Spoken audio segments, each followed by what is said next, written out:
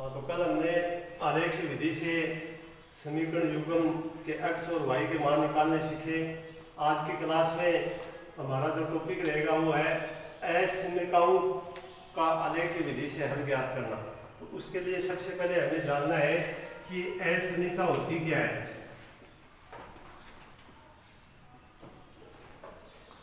तो जब दो चरों के मध्य चिन्ह छोटे का, बड़े का, बराबर का, दो चर यानी या एक चर, दो चर है तो x व y के मध्य यदि छोटे, बड़े या बराबर, इनके बराबर होने का चिन्ह विद्यमान हो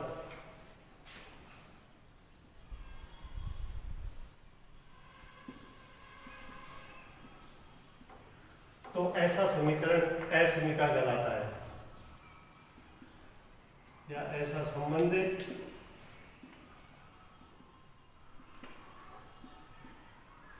असमीकरण कहलाता है। सबसे पहली बात ये समझ में आनी चाहिए कि प्रश्न को पढ़ते ही कि प्रश्न समीकरण है या असमीकरण है। तो ये असमीकरण की पहचान है। यदि हम छोटे बड़े का चिन्ह लगा देते हैं, इसका चिन्ह लगा देते हैं, छोटे या बड़े का चिन्ह लगा देते हैं, जैसे हम यहाँ देख रहे हैं, यहाँ देख रहे हैं, यहाँ देख रहे हैं, इन सभी में ये चिन्ह लगा हुआ है। इसका अर्थ ये हुआ कि इनका जो x y का जो संबंध है वो एक असमीकरण है। तो सबसे पहले प्रश्न नंबर 1 का जैसे पहला भाग है तो उसमें हम ये कहेंगे कि ये x का जो मान है वो या तो 2 के बराबर है या 2 से बड़ा है, अर्थात ये एक असमीकरण है। और ऐसे प्रश्नों को सरल करने के लिए सबसे पहले असमीकरण को समीकरण के रूप में लिखना है। असमीकरण को समीकरण रूप देने पर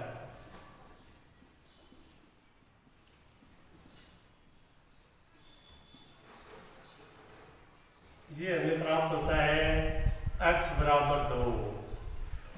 ये एक समीकरण है क्योंकि इसमें दो पक्ष हो गए, एक बायां और एक दायां। तो ये फर्क होता है असमीकरण और समीकरण में। अब हमें x बराबर 2 प्राप्त हो गया तो इसका हमें एक ग्राफ बनाना है। अपने ग्राफ की जो कॉपी है उसमें आप दो अक्षेज बनाएंगे, एक x अक्ष और एक y अक्ष। फिर हमें यहाँ से एक ही मान प्राप्त हो रहा है और वो है x बराबर 2, अर्थात 1 और 2। यहाँ से एक आपको रेखा खींचनी है जिसका मान होगा x बराबर 2। ये रेखा खींचने के बाद में प्रत्येक असमीकरण को मूल बिंदु से संतुष्ट करवाया जाता है। तो यहाँ असमीकरण x greater than equal to को मूल बिंदु से, ये मूल बिंदु होता है 0 0। पीछे की क्लासों में भी हमने पढ़ा है, चाहे x आए या y आए या दोनों आए, उनके स्थान पर आपको 0 0 लिखना है। तो मूल बिंदु 0 0 से संतुष्ट कराने पर, अर्थात हमें x की जगह 0 लिखना है और वो असमीकरण में लिखना है। तो इस असमीकरण में हमें ये प्राप्त हो रहा है कि 0 ये बड़ा है या बराबर है 2 के। यदि नीचे वाली लाइन नहीं होती तो हम इसको पढ़ते कि 0 2 से बड़ा है। अब ये नीचे वाली लाइन कह रही है कि 0 का जो मान है वो 2 के बराबर भी हो सकता है और बड़ा भी हो सकता है। ऐसी स्थिति में हम देखते हैं कि ये जो संबंध आ रहा है ये सही नहीं है, यानी ये जो तथ्य है वो गलत है, क्योंकि हम जानते हैं कि 2 0 से बड़ा होता है लेकिन 0 2 से बड़ा होता है। तो ये आप लिखोगे कथन असत्य।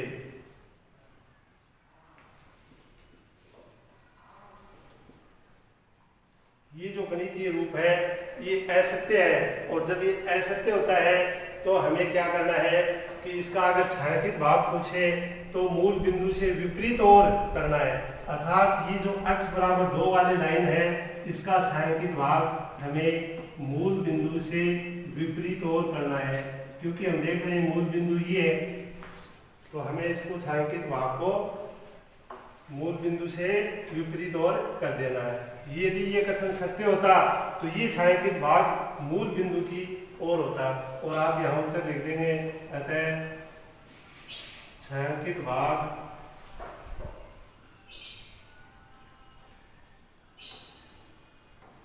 मूल बिंदु के विपरीत होगा।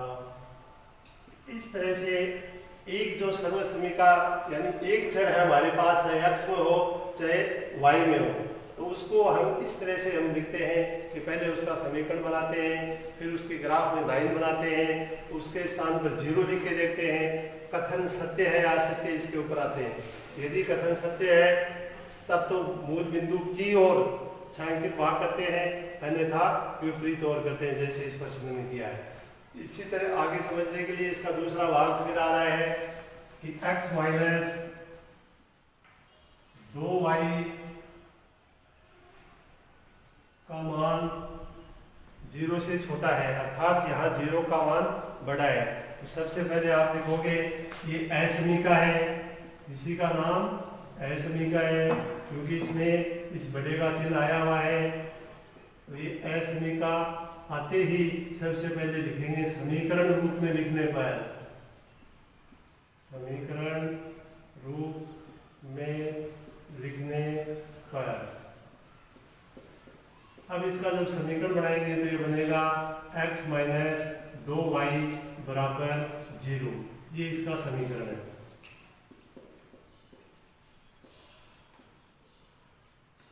अब हमने पीछे की जो क्लासेस ली हैं उनके अंदर जो आलेख ज्ञात किया समीकरण से वो यहाँ से करेंगे, या तो x के बराबर लिखेंगे या y के बराबर। तो पक्षांतरण करें तो x बराबर 2y आ रहा है, और x बराबर 2y इसका संबंध हो गया। तो यहाँ से हम एक सारणी बना लेंगे जिसमें कम से कम 3 मान रखकर हल करेंगे, जैसे हमने यहाँ लिख दिया x और y। तो सबसे पहले मान लो आप y की जगह 0 लिखते हैं, तो y 0 है तो x भी 0 है। 1 लिखते हैं तो 2 एकम 2, अर्थात यदि y का मान 1 है तो ये 2 आ गया, यदि y का मान 2 है तो ये 4 आ गया। इस तरह से इसके 3 मान हम एक सारणी में लिख लेंगे, और उस मान को फिर हम ग्राफ में एक लाइन बनाएंगे, अपनी ग्राफ की कॉपी में इन मानों को अंकित करेंगे। ये आप सब जानते हैं, ये जो मैं लिख रहा हूँ 2 अक्ष है, एक क्षैतिज है और एक ऊर्ध्वाधर है। क्षैतिज x अक्ष होती है, ऊर्ध्वाधर y अक्ष। अब हमें दिखाई दे रहा है कि 0 0 ये बिंदु है, क्योंकि हमें पता है कि 0 0 मूल बिंदु होता है। फिर है 2 पर 1 1 2 और यहाँ 1 है। फिर है 4 पर 2 3 4 1 2, यानी इस तरह से हमारी एक लाइन प्राप्त हो रही है जो इस समीकरण की है, x बराबर 2y। अब असमीका को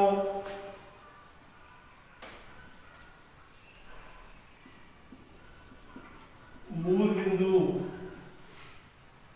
से संतुष्ट कराने पर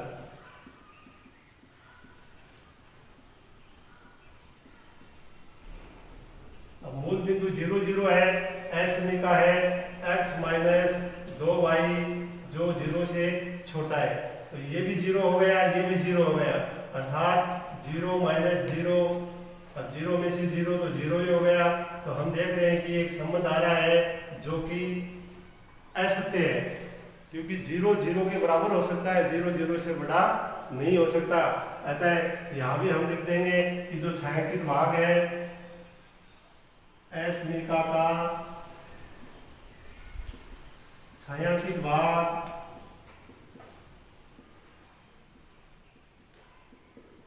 मूल बिंदु से विपरीत ओर होगा।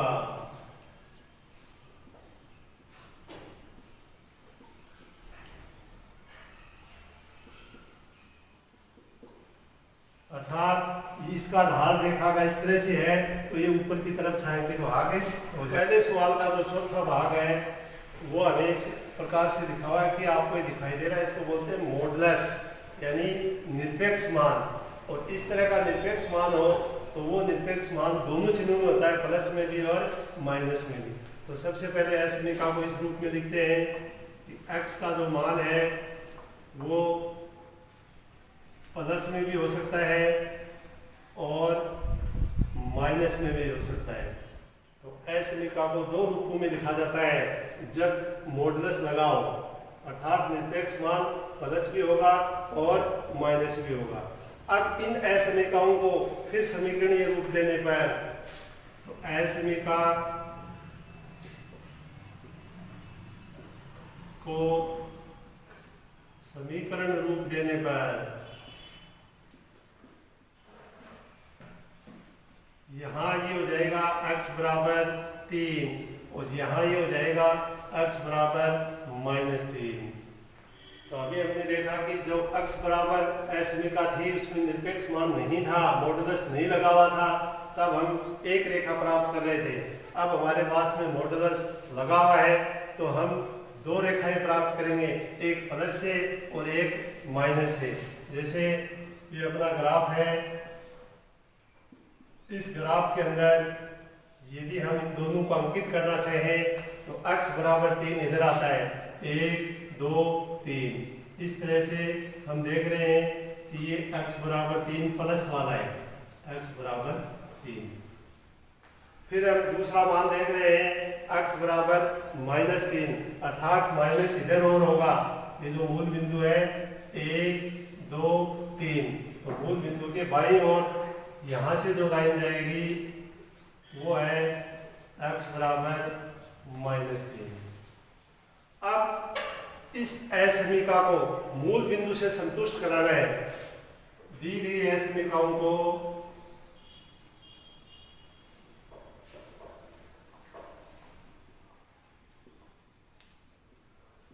मूल बिंदु से संतुष्ट कराने पर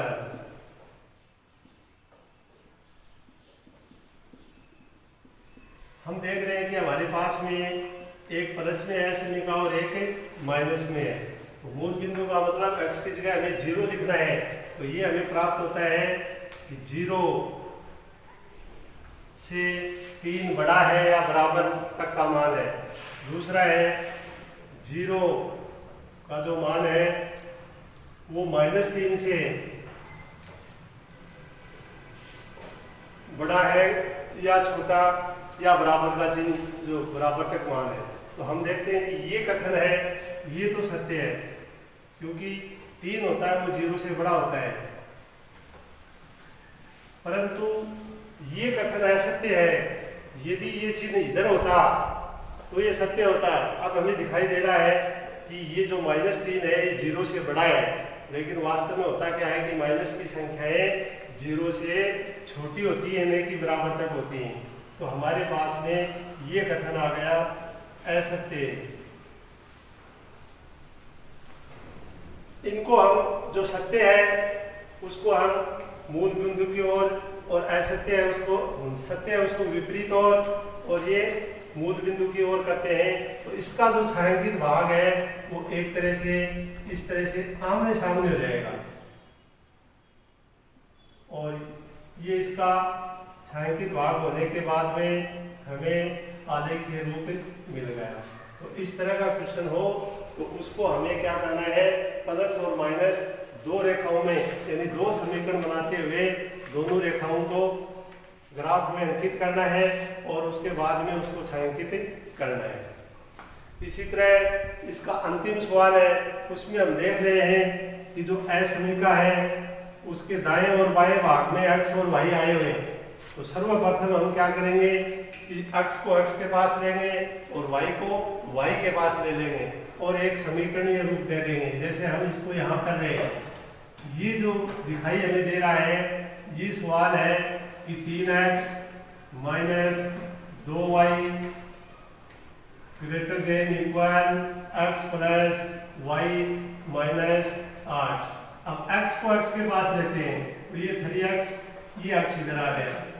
y को y के पास लेते हैं तो ये प्लस का माइनस हो गया और हमारे पास में ये बच गया s समीका का नया रूप आ जाएगा, क्योंकि x में से x घटाएंगे, 3 में से 1 गया, 2 बच गए, 2 और 1 ये दोनों माइनस के हैं तो 3y हो गए और ये बराबर में -8 है। तो ये s समीका को पहले x y को सुव्यवस्थित करके s समीका बना लेंगे दो ही पदों में x और y। अब इसको समीकरण रूप देने पर, समीकरण रूप देने पर, तो समीकरण का मतलब होता है कि जहाँ छोटे बड़े का चिन्ह आया है वहां पर बराबर लगा ले, वो समीकरण हो जाएगा। जैसे इसका समीकरण बन रहा है 2x - 3y बराबर -8। ये हमारे पास में असमीका थी और ये इसका हो गया समीकरण। अब इस समीकरण से हमें x या y का मान ज्ञात करना है। तो x बराबर अगर इसको लिखना चाहे तो हम लिखते हैं x बराबर -8, ये हो गया +3y बटे 2। फिर इसके कोई 3 y के मान रखते हुए x के मान ज्ञात करेंगे और एक सारणी में लिख देंगे। वो सारणी यहाँ बना लेंगे x y। अब हम y का मान लेते हैं 0। तो यहाँ ध्यान देना है कि y का मान 0 है, गुणा करेंगे 3 से तो 0 ही हो गया। शेष क्या बचा -8, उसमें 2 का भाग देंगे तो इसका x का जो मान है वो 4 आ जाएगा, क्योंकि 8 में 2 का भाग देने पर 4 प्राप्त होता है और चिन्ह माइनस लगा हुआ है, माइनस ही लगाना है। फिर अगला मान हम ज्ञात करते हैं 2 से। यदि यहाँ पर 3 को 2 से गुणा करते हैं तो 6 हो गए और ये -8 है, -8 और +6 इसका आंसर होता है -2 और उसमें 2 का ही भाग देना है। तो अगला जो मान हो गया वो -1 हो गया। उससे अगला मान चाहे तो हम 4 लिख सकते हैं। 4 लिखेंगे तो ये 12 हो जाएंगे, 4 गुना 3 और उसमें से 8 गए, फिर 4 बच गए, 2 का भाग दिया, फिर 2 आ गए। इस तरह से हमें एक सारणी प्राप्त होगी। उस सारणी का ग्राफ में हम एक रेखा बनाएंगे।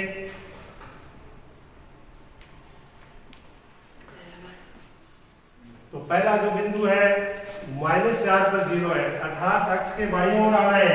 1 2 3 4 यहाँ आना है। ये बिंदु है -4 0। दूसरा बिंदु है -1 पर 2, ये -1 है, ये 1 और ये 2, ये हो गया -1 और 2। ये बिंदु था आपका -4 0। अगला बिंदु है 2 पर 4, अर्थात प्लस का 2, 1 और 2 और ऊपर 4 चलेंगे, 1 2 3 4। इस तरह से हमें एक लाइन प्राप्त होगी। उसको हम ग्राफ में अंकित कर देंगे और ये रेखा है 2x से -3y बराबर -8। इस समीकरण की रेखा को हमने प्राप्त कर लिया। फिर वही तरीका है कि समीकरण को में जो असमीका है, इस समीकरण की ये असमीका है, इसको मूल बिंदु से संतुष्ट कराएंगे। अर्थात मूल बिंदु से संतुष्ट कराने पर, और मूल बिंदु का भी आपको सबको समझ में आ जाना चाहिए कि x की जगह भी 0 लिखेंगे और y की जगह भी 0 लिखेंगे। मूल बिंदु से संतुष्ट कराने पर असमीका का रूप होता है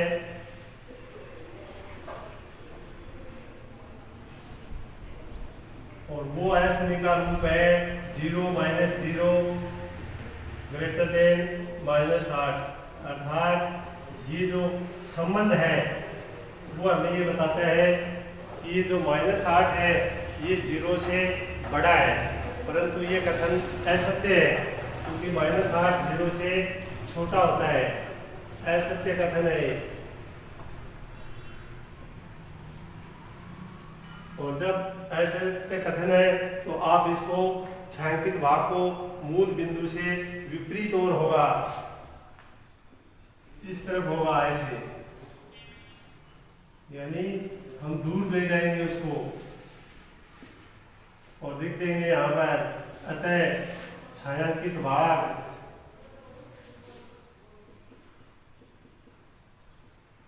मूल बिंदु से विपरीत ओर होगा।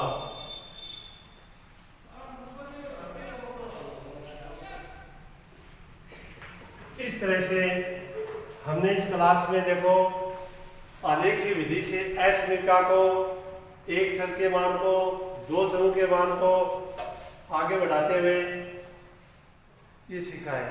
उसके बाद में जो अगला क्वेश्चन आपका आएगा वो कल की क्लास में भी आपको सिखाया था, लेकिन एक बार फिर उसमें थोड़ा सा रूप बदल गया कि आप रेखागणित में जो x और y का जो मान ज्ञात करते हैं ना आपके आलेखीय विधि से, उसको यहाँ रखते हुए a का मान बताना है।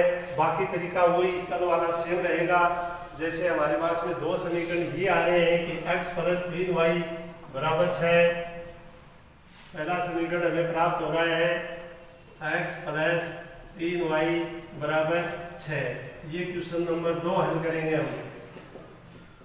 तो ध्यान दें, पक्षांतरण करने के बाद में x का जो मान है वो आपको मिलेगा 6 माइनस 3y। आगे बढ़ेंगे तो 2x माइनस 3y बराबर 12। ये हमें दूसरा समीकरण दिया हुआ है। यहाँ से भी हम x का मान ज्ञात करेंगे तो हमें मिलेगा 12 प्लस 3y बटे 2। दोनों संबंध मिल गए, पहले समीकरण से भी और दूसरे समीकरण से भी। पहले समीकरण से हम इसकी एक 3 मानों की सारणी बनाएंगे x y। तो यहाँ दिखाई दे रहा है कि संबंध है 6 माइनस 3y। y के स्थान पर 0 रखने पर मान आ गया 6, क्योंकि 3 को 0 से गुणा करेंगे 0 हो जाएगा, 6 में से 0 घटाएंगे 6 बच जाएगा। अब यहाँ लिखेंगे 1, y के स्थान पर 1 लिखने पर 3 एकम 3 और 6 में से 3 गए 3 बच गए। फिर अगला मान हम 2 लिख सकते हैं। 2 लिखेंगे तो 2 को 3 से गुणा करने पर 6 प्राप्त होते हैं। 6 माइनस 6 यानी यहाँ अगला जो मान आया वो 0 आ गया। इसी तरह से इस दूसरे रैखिक समीकरण का हल करते हुए आगे चलेंगे और कोई 3 मान ऐसे लिखेंगे जो अपने प्रश्न में जो संबंध है, यानी y को 3 से गुणा करना है और उसमें 12 जोड़ना है। जो आंसर है वो 2 से कटना चाहिए, यानी 2 के पहाड़े का होना चाहिए। जैसे मैं यहाँ लिख रहा हूँ 0, तो मैं 0 लिखूंगा तो ये 3y 0 हो गया और 12 में 2 का भाग देने पर 6 प्राप्त हुआ। इसी तरह से मैं 2 लिख दूं, 2 लिखेंगे तो 3y है, यानी 3 गुणा 2 है तो 6 हो गए और 12 में प्लस करने पर 18 हो गए और 18 में 2 का भाग देने पर 9 प्राप्त हो गए। इसी तरह अगर हम यहाँ 4 लिख दें और वो भी माइनस के लिख दें तो हमें प्राप्त हो जाएगा -12 और ये है +12, तो यहाँ पर आ जाएगा 0, क्योंकि माइनस प्लस में बराबर होते हैं तो मान होता है 0। अब इस दोनों सारणी को हम ग्राफ के अंदर अंकित करते हैं। हमें 2 रेखाएं प्राप्त करनी हैं जो समीकरण में दी हुई हैं वो रेखाएं। तो उसके लिए सबसे पहले आप ग्राफ में जाएंगे, 2 लाइन बनाएंगे। एक क्षैतिज लाइन है जो खड़ी हुई है जिसका नाम x होता है और एक ऊर्ध्वाधर खड़ी लाइन वो y होती है। तो सबसे पहले हम इस सारणी की तुलना करते हैं। इसके बिंदु 6 और 0 है, अर्थात x में 6, 1 2 3 4 5 6 ये बिंदु आ गया 6 0। अगला इसका बिंदु है 3 पर 1, ये 3 है और ये 1 है, ये आ गया बिंदु 3 1। अगला बिंदु है 0 2, अर्थात मूल बिंदु की सीध में 1 और 2, ये 0 2। इस तरह से ये हमें समीकरण प्राप्त हुआ जो था x प्लस 3y बराबर 6। ये समीकरण की एक रेखा प्राप्त होगी।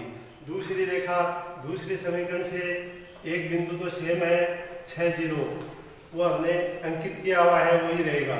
दूसरा है 9 2, अर्थात 6 के आगे 7 8 9 और 9 के ऊपर 1 2। अगला बिंदु है 0 4 माइनस का 4, तो ये 0 1 2 3 4, अर्थात ये जो बिंदु हुआ वो 0 माइनस 4। इस तरह हम देखते हैं कि ये दोनों रेखाएं जिस बिंदु पर काटती हैं वो है 6 और 0। 6 और 0 में x का मान तो 6 हुआ और y का मान 0। तो ये हमें हल प्राप्त हो गए आलेख की विधि से। ये हल वापस इस क्वेश्चन में एक संबंध दिया हुआ है और वो संबंध है 4x प्लस 3y बराबर 1। अब हमें प्राप्त हो गया x और y का मान, तो x का मान है 6 प्लस 3 गुणा y का मान है 0 बराबर 1। तो हम देखते हैं 0 से कोई भी संख्या गुणा करें तो 0 हो गया, 4 का 6 से गुणा करें तो 24 हो गया। तो हमें प्राप्त हुआ a बराबर 24। इस तरह से हम इस समीकरण के संबंध की सहायता से a का मान ज्ञात कर सकते हैं जो 24 है।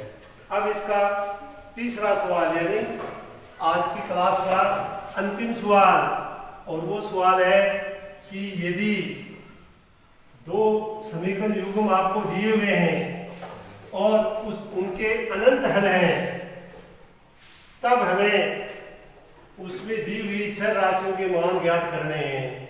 और यहाँ दो चर राशि हैं वो a और b हैं, तो ये पूछ रहा है कि a और b को मान ज्ञात कीजिए। तो हमारे अनंत हल की शर्त लगाएंगे। सबसे पहले अनंत हल के लिए शर्त होती है a1 बटा a2 बराबर b1 बटा b2 बराबर c1 बटा c2। अब हमें प्रश्न में दो समीकरण दिए हुए हैं। पहला समीकरण है 2x प्लस 3y बराबर 7। दूसरा समीकरण है a plus dx 2a minus b y बराबर 21। तो यहाँ से हमें a1 a2 b1 b2 c1 c2 मान अपने इस प्रश्न में देखने हैं। तो हम देख रहे हैं कि a1 बटा a2 इसका मान है 2 बटा a प्लस b। इसी तरह b1 बटा b2 इसका मान है 3 बटा 2a माइनस b, और c1 बटा c2 जिसका मान है 7 बटे 21। अब अनंत हल होने के लिए हमें क्या करना है कि पहला जो मान है वो तीसरे के बराबर लिखना है, और जो दूसरा मान है वो भी इस तीसरे के बराबर लिखना है। अतः 2 बटा a प्लस b बराबर 7 बटा 21। और ऐसे लिखने के बाद में हम इसको वज्र गुणा करते हुए एक समीकरण का रूप देंगे। तो इसका तिरछा गुणा करने पर ये हमें प्राप्त होता है 7a 7b, अर्थात 7a प्लस 7b बराबर 21 को 2 से गुणा करने पर 42। ये समीकरण नंबर 1 हुआ। इसी तरह दूसरा समीकरण यहाँ से प्राप्त करेंगे कि 3 बटा 2a माइनस b बराबर 7 बटा 21। फिर इसको वज्र गुणा करते हुए तीसरा समीकरण ये प्राप्त कर रहे हैं। ये हमें बताता है कि 7 को गुणा करें तो 14a आ गया, फिर b से गुणा करें तो माइनस का 7b आ गया, फिर 21 को 3 से गुणा करें तो ये 63 आ गया। इस तरह से हमारे पास में दो समीकरण आ रहे हैं, पहला समीकरण दूसरा समीकरण। इनको हम छोटा भी बना सकते हैं, क्योंकि हम देख रहे हैं इसके अंदर 6 से भाग जा रहा है, या चाहे तो 7 से भी भाग जा रहा है, सॉरी 7 का ही भाग जा रहा है, तो इसका बनेगा a प्लस b बराबर 6। और यहाँ भी 7 का भाग जा रहा है, तो इसका बनेगा 2a माइनस b बराबर 9। तो ये दो समीकरण हमें हल करने हैं। ये समीकरण था a प्लस b बराबर 6 और ये समीकरण है 2a माइनस b बराबर 9। अब इन दोनों को हम जोड़ें तो हम देख रहे हैं कि b के मान यहाँ से प्राप्त नहीं हो सकते, क्योंकि दोनों चिन्ह प्लस और माइनस है तो वो कट जाएगा। तो जो प्राप्त होगा वो a का मान होगा, अर्थात जोड़ने पर a में a जोड़े, b में हो गया, b में b जोड़ते हैं तो कट रहा है, एक प्लस है एक माइनस है, और ये हो गया 15, 6 और 2 का जोड़।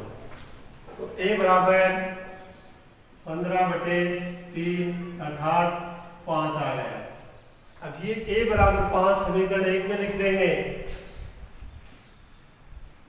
या 2 में रख देंगे, या 3 में, कौन से भी रख सकते हैं। तो हमें ये छोटा रूप है a प्लस b बराबर 6, यहाँ से a का मान रखते हुए b का मान ज्ञात करेंगे। ये था a प्लस b बराबर 6, a की जगह 5, b की जगह है, और 6 की जगह है, तो b बराबर 6 माइनस 5 अर्थात b बराबर a। तो अनंत हल के लिए a और b के जो मान आए वो आप देखेंगे। अतः इसके हल जो हमें प्राप्त हुए वो ये हुए कि a का मान तो हुआ 5 और b का मान हुआ 1। इस तरह से ये आज की क्लास में ये क्वेश्चन पूरे करते हैं।